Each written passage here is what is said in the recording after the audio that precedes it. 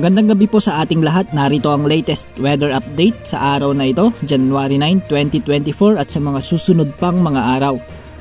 Nakakaapekto ngayong araw ang shear line sa silangang bahagi ng Southern Luzon. Northeast monsoon naman ang nakakaapekto sa Northern at Central Luzon. Samantalang easterlies ang nakakaapekto sa Visayas at Mindanao. Maulap na kalangitan na may kalat-kalat na mga pag-ulan at pagkidlat-pagkulog ang mararanasan sa Aurora, sanhi ng shear line. Maulap na papawirin na may mahihinang mga pag-ulan ang mararanasan naman sa mga lalawigan ng Batanes, Cagayan, Isabela, Quirino at Nueva Vizcaya, habang bahagyang maulap hanggang sa maulap na kalangitan na may mga pulupulong mahinang mga pag-ulan sa Apayao, Kalinga, Mountain Province, Ifugao, Abra, Benguet, Ilocos Norte, Ilocos Sur, La Union at Pangasinan, sanhi naman ng hanging amihan. Katamtaman hanggang sa malalakas na hangin mula sa silangan hanggang hilagang silangan ang iiral sa hilagang Luzon at sa lalawigan ng Aurora. Ang mga baybaying dagat ay magiging katamtaman hanggang sa maalon. At dahil sa epekto ng easterlies, ang southern Leyte, southern portion of Leyte at Bohol ay magkakaroon ng maulap na papawirin na may kalat-kalat na mga pag-ulan at pagkidlat-pagkulog. Ang natitirang bahagi ng Visayas, Palawan kasama ang Kalayaan Islands at ang Occidental Mindoro ay magkakaroon ng bahagyang maulap hanggang sa maulap na papawirin na may mga pulupulong mga pag-ulan o pagkidlat-pagkulog dulot ng easterlies o localized thunderstorms.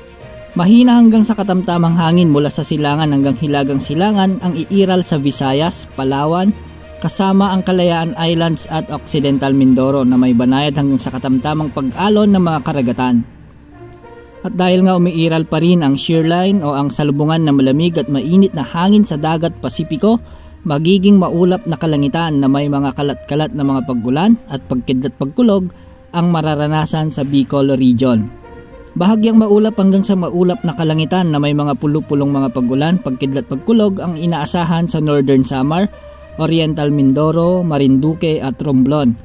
Katamtaman hanggang sa malakas na hangin mula sa silangan hanggang sa hilagang silangan ang iiral naman na may katamtaman hanggang sa maalon na karagatan. Ang Caraga, Davao Region, Bukidnon, Misamis Oriental at Camiguin ay magkakaroon ng maulap na papawirin na may mga kalat-kalat na pag-ulan at pagkidlat-pagkulog dulot ng easterlies.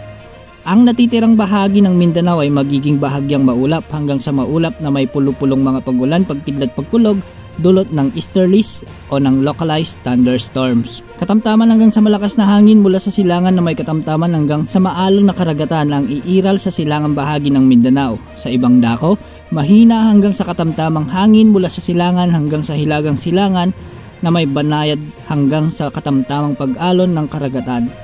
Sa Metro Manila naman ay magkakaroon ng bahagyang maulap hanggang sa maulap na papawirin na may mga pulupulong mga pag-ulan, pagkidlat-pagkulog dulot ng easterlies at ng mga localized thunderstorms.